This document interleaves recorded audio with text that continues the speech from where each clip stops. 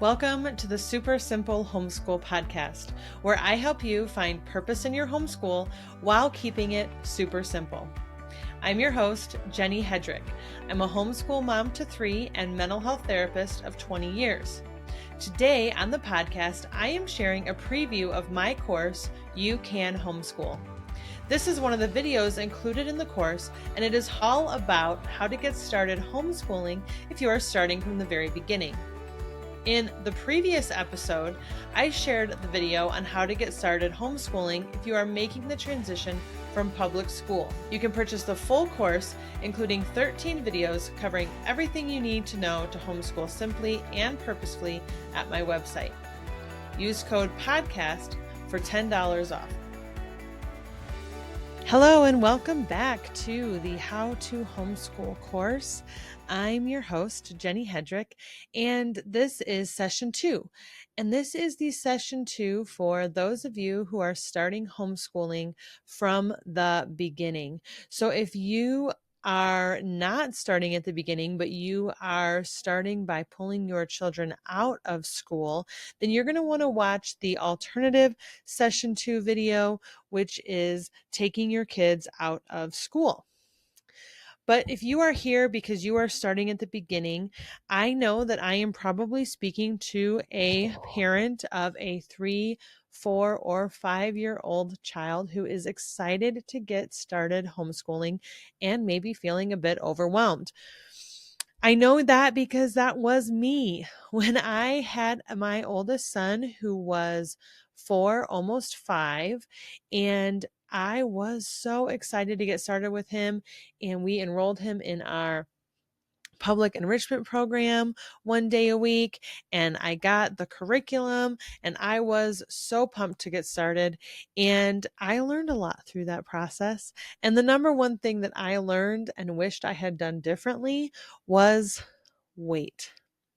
Now, I'll tell you, this is so hard to do when you're excited to start homeschooling, but the reality is that it's okay in these early years just to play, explore together, and read books.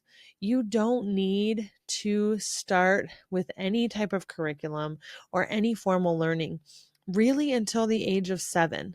Now, this may be different depending on the legal requirements in your state, but studies are showing that kids who wait until they're 7, 8, and 9 do better at school than those who start earlier. And the reason for that is developmentally, kids just need a lot of play and reading prior to age 7 or so. So even though you're excited and you're ready to get going, that's fine. You can spend your time doing some research and looking at different programs and curriculums. But with your kids for now, just play, go exploring, and read books. Lots and lots and lots of books. I'm going to give you a resource for that in a few minutes here. All right, while you're getting ready to start homeschooling, know the legal requirements of your state.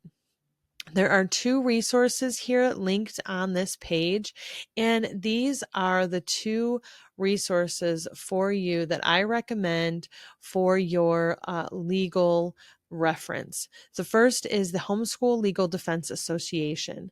Now, the HSLDA is going to have a page for every state of the union, and it is going to tell you exactly what the legal requirements are in that state. So be sure you check that out and familiarize yourself with the homeschooling requirements in your area.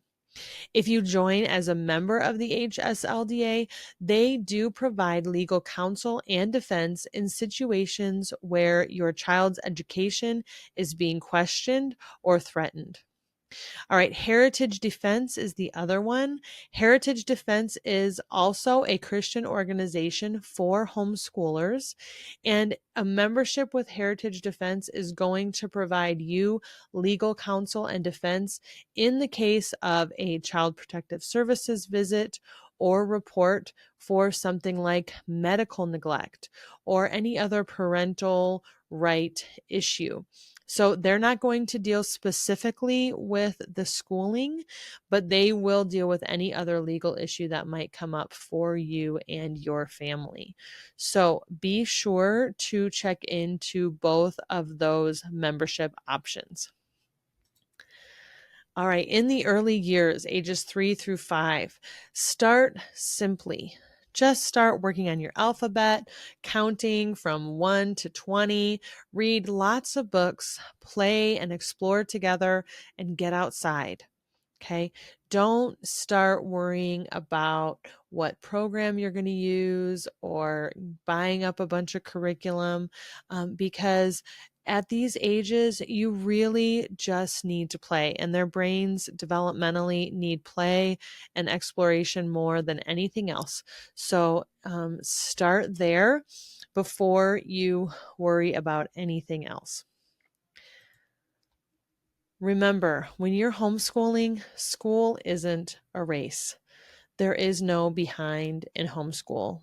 So oftentimes I see moms putting pressure on themselves to keep or get their kids to grade level, to follow some set of standards that are put on by the education system, or some other sort of false ideas. And I really want to encourage you here to think about why the reasons are that you're homeschooling. Because my guess is one of them is so that you can teach your child at their level and at their pace. It's one of the beauties of homeschooling. So start practicing right from the beginning, learning that there is no behind, and not to compare yourself with other homeschoolers or with other kids in the public school system or private schools as well. There's no behind in homeschool. It's one of the joys of homeschooling.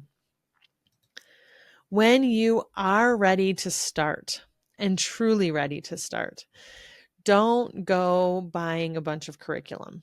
Okay. Remember, curriculum is a tool. It is not the end all be all. It is not going to define your homeschool. So look for resources that you can use to meet your educational goals for your kids. We're going to talk about that in a future video. But to start, don't go buying a bunch of curriculum like I did. I wish I could go back in time and tell myself, hey, chill out. You don't need all the things. But when you're starting and it's exciting and you feel unsure, that's something that you kind of lean on to feel like, okay, if I can just follow this program, then we'll be okay.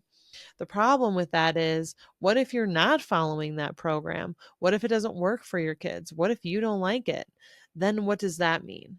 So just don't put too much weight in curriculum, and don't go out and buy a bunch of resources. Spend some time reading together, get books from the library, and find out what resources you can get for free without spending a bunch of money on programs that might not even work for you. As you grow and learn in your homeschool, you'll start to understand how your child learns and what kinds of resources really do work well. And then you can start purchasing curriculums then when you have a better idea of what works for your family. All right, I want to highlight a resource here, the Read Aloud Revival website. This is linked here on the slide. And the Read Aloud Revival website and podcast are wonderful resources for homeschoolers. And what I love about their book lists on the website is that you can select book lists based on season, age, gender, interests, all different kinds of things. And that website has never steered me wrong. Every book I've read that they've recommended, we have loved. So check that out. What I like to do is find a book list, maybe a seasonal one, and just add all those books to my library cart or put them on hold. Then when they're ready, I just go pick them up. I don't have to go searching for them all through the library. And it's a great way for me to get some new books in front of my kids. The other thing you can do in these early years is focusing on educational activities as a family. play games. Board games and card games are great for kids to learn problem solving, creative thinking, critical thinking. Lots of different skills are learned through games. Visit museums, the zoo, the aquarium, go on nature hikes. Like I said before, spend time at the library. Watch some documentaries together. The younger the kids are, the harder that one might be, but find some nature documentaries, some fun history documentaries like The Toys That Built America. And as your kids grow, those things can become really fun tools for learning together. Focus on some projects like putting in a garden or building something together. Don't feel like everything that you do together for school has to be out of a book. Learn how to cook, learn how to do chores. All those things are great learning activities for your kids. Also, don't forget to make time for friends.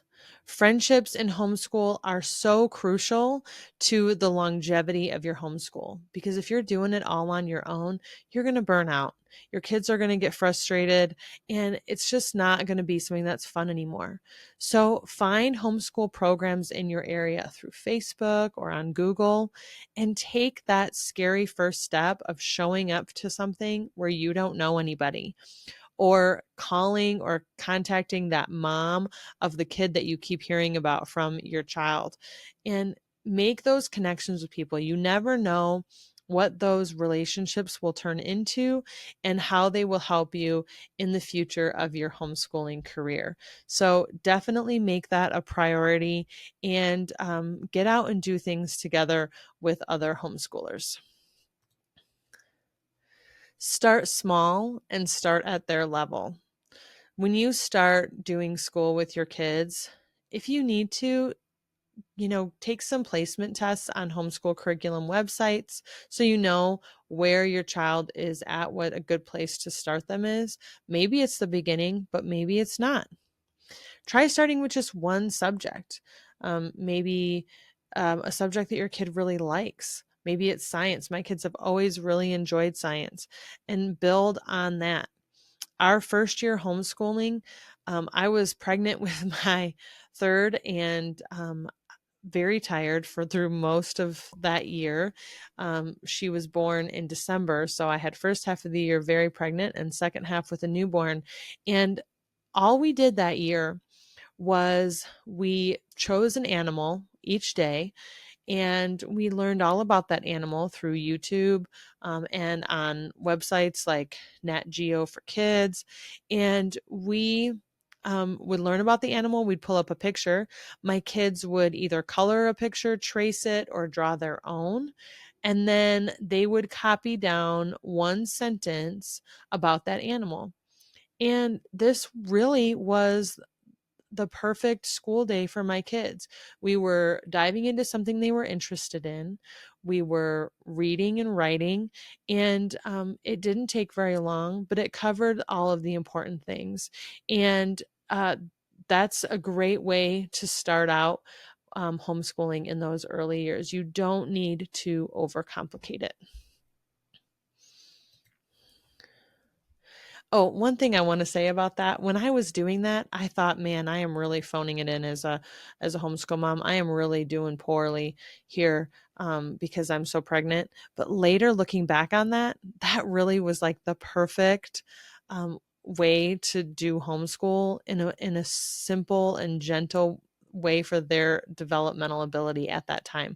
So I wish I would have appreciated it more at the moment instead of just thinking, this is all I can muster up. It was actually just perfect for what they needed and what I was able to do. All right, you've got this. It will be okay. Don't let your excitement overwhelm you or your children. Next up, we're going to have a video on deschooling your mindset and keeping the classroom out of your homeschool. So I look forward to seeing you in that video. Thanks for listening to this episode of the Super Simple Homeschool Podcast. Remember, homeschooling isn't easy, but it can be simple. If you enjoyed today's episode, please share it with a friend, follow, or write a review. Those things really help other listeners find our podcast. I'll see you in the next episode.